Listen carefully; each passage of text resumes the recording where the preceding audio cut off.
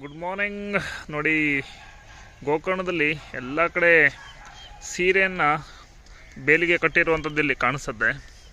ಇದು ತರಕಾರಿ ಬೆಳೆಯುವಂತಹ ಒಂದು ಮುಖ್ಯವಾದಂಥ ಜಾಗ. ಇದು ಮೇನ್ ಬೀಚ್ನ ಹಿಂದ್ಗಡೆ ಇರುವಂಥ ಗದ್ದೆಗಳಲ್ಲಿ ಸಾಮಾನ್ಯವಾಗಿ ಕಂಡುಬರುವಂಥ ದೃಶ್ಯ. ನೋಡಿ, ಎಷ್ಟೊಂದು ತರಕಾರಿಗಳನ್ನು ಬೆಳೆದಿದ್ದಾರೆ ಇಲ್ಲಿ. ಮೇನಾಗಿ ಫಸ್ಟು ಮೊದಲನೇ ಗದ್ದೆಯಲ್ಲಿ ನೋಡಿದ್ರೆ ಇಲ್ಲಿ ಶೇಂಗಾವನ್ನು ಬಿತ್ತಿದ್ದಾರೆ.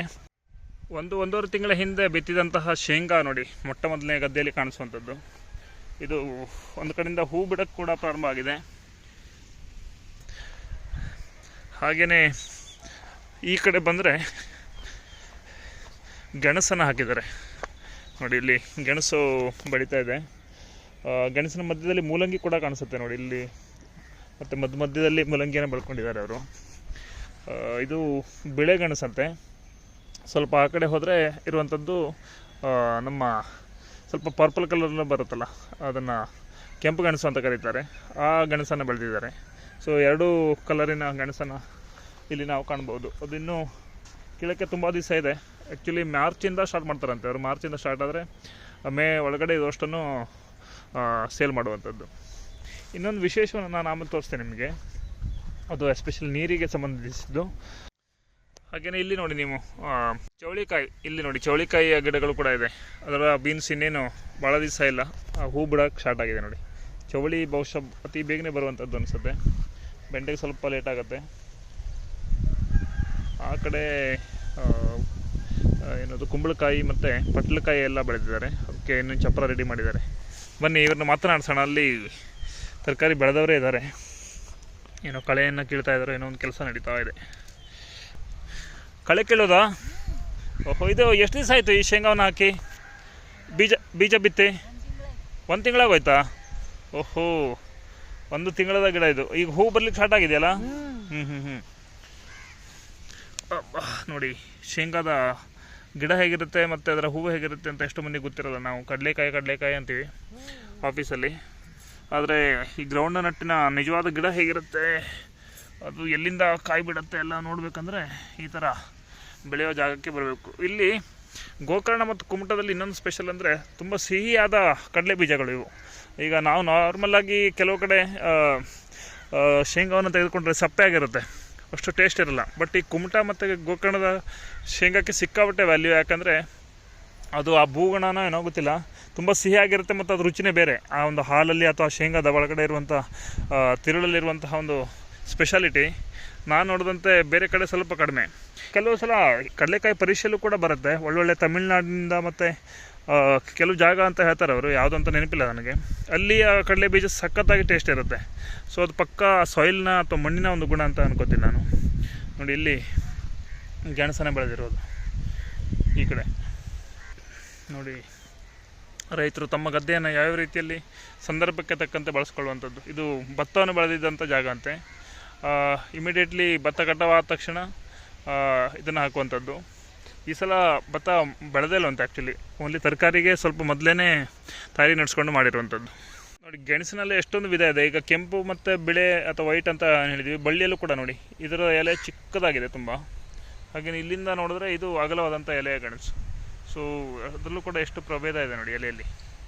ಅದರ ಮಧ್ಯದಲ್ಲಿ ನನಗೆ ಮೂಲಂಗಿ ಹಾಕಿರೋದು ಭಾಳ ಖುಷಿ ಅನ್ನಿಸ್ತು. ಯಾಕೆಂದರೆ ಮಿಶ್ರ ಬೆಳೆಯಲ್ಲಿ ತುಂಬ ಸಕ್ಸಸ್ ಕಾಣ್ಬೋದು ಅನ್ನೋದು ನಾವು ಕೃಷಿಯಲ್ಲಿ ಕೇಳ್ತಾ ಇರ್ತೀವಿ. ನೋಡಿ, ಇಲ್ಲಿ ಕುಂಬಳಕಾಯಿ ಬಳ್ಳಿ ಇನ್ನೇನು ತನ್ನ ಜಾಗವನ್ನು ಆಕ್ರಮಿಸ್ಕೊಳ್ಳೋಕ್ಕೆ ಪ್ರಯತ್ನ ನಡೆಸ್ತಾ ಇದೆ. ನೆಕ್ಸ್ಟ್ ಇಲ್ಲಿ ಹರಿವೆಯನ್ನು ಜಸ್ಟ್ ಬಿತ್ತಿ ಕೆಲವೇ ದಿವಸಗಳಾಗಿದೆ ಅನಿಸುತ್ತೆ ನೋಡಿ. ಕಾಡಿನಂಚಿನಲ್ಲಿ ಬೆಳೆದಿರೋದು. ಇಲ್ಲಿ ಇವರಿಗೆ ಒಂದು ಖುಷಿಯ ವಿಷಯ ಅಂತಂದರೆ ಇಲ್ಲೆಲ್ಲೂ ಕಾಡು ಪ್ರಾಣಿಯ ಕಾಟ ಇಲ್ಲ. ಯಾಕಂದರೆ ಇದು ಗೋಕರ್ಣ ಸಿಟಿ. ಆ್ಯಕ್ಚುಲಿ ಎಲ್ಲ ಹಳೆಯ ಒಂದು ಜಮೀನು ಅಂತ ಪಕ್ಕ ಕಾಣಿಸುತ್ತೆ. ಎಲ್ಲ ಬೆಂಗಳೂರು ಅಥವಾ ನಗರಗಳನ್ನು ಸೇರಿದ್ದಾರೆ. ಯಾರು ಕೃಷಿ ಮಾಡೋಕ್ಕೆ ಯಾರೂ ಇಲ್ಲ ಅನಿಸುತ್ತೆ ಸುತ್ತಮುತ್ತಲಲ್ಲಿ. ಇಲ್ಲಿ ಇರುವಂಥ ಫ್ಯಾಮಿಲಿಗಳು ಗದ್ದೆಯನ್ನು ಉಳಿಸ್ಕೋಬೇಕು ಅನ್ನೋ ಒಂದು ಕಾರಣದಿಂದ ಕೃಷಿ ಮಾಡೋರಿಗೆ ಮತ್ತು ಈ ಥರ ತರಕಾರಿ ಬೆಳೆಯವರಿಗೆ ಕೊಡ್ತಾರಂತೆ.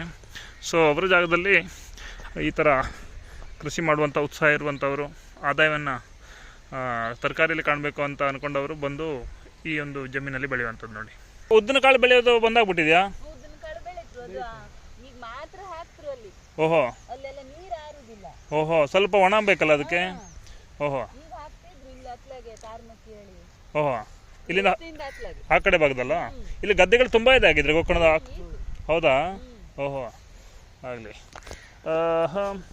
ಇನ್ನೊಂದು ಅಂತಂದರೆ ಈ ಗೆಣಸು ಅದನ್ನು ಕೂಡ ಈಗ ನೀವು ನಿಮ್ಮ ಈ ಏನದು ಸಂತೆ ಮತ್ತು ಇದರಲ್ಲೇ ಮಾರಾಟ ಮಾಡಿ ಖಾಲಿ ಮಾಡ್ತೀರಾ? ಇಷ್ಟೊಂದು ಬೆಳೆದಿದ್ದೀರಲ್ಲ. ಹಾಂ, ಗೋಕರ್ಣದಲ್ಲೇ ಮಾರಾಟ ಮಾಡೋದು ಅಷ್ಟು. ದೊಡ್ಡ ಗಾಡಿ ತಗೊಂಡು ಬರ್ತಾರೆ ಒಂದಿನ. ಓಹೋ, ತರಕಾರಿ ಮಾರಾಟ ಮಾಡೋರು. ಹಾಂ. ಇಲ್ಲಿ ನೀರು ಗದ್ದೆಗೆ ಅಂದ್ರೆ ಇದಕ್ಕಂತ ಅಷ್ಟು ನೀರು ಬೇಕಾಗೋದಿಲ್ಲ ಬಿಡಿ. ಈ ತರಕಾರಿಗೆಲ್ಲ ನೀರಿಗೆ ಏನು ಮಾಡ್ಕೊಂಡಿದ್ದೀರಿ? ತರಕಾರಿಗೆ ಕೆರೆ ಉಂಟು. ಕೆರೆ ಉಂಟಾ?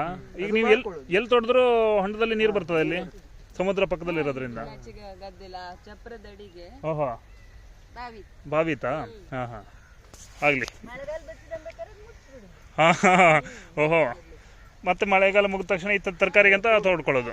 ಹಾಂ, ಈಗ ಕೆಲವು ಕಡೆ ಎಲ್ಲ ಎಷ್ಟು ತೊಳೆದ್ರೂ ಕೆಳಗಡೆ ನೀರು ಬರಲ್ಲ, ಇಲ್ಲ ಹಂಗಲ್ಲ, ಮೇಲಿನ ಮೇಲೆ ಬರ್ತದಲ್ಲ. ಹೌದು, ಕರೆಕ್ಟ್.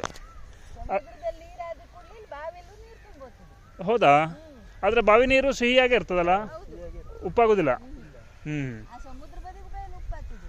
ಹತ್ತತ್ರ ಹೋದಂಗೆಲ್ಲ.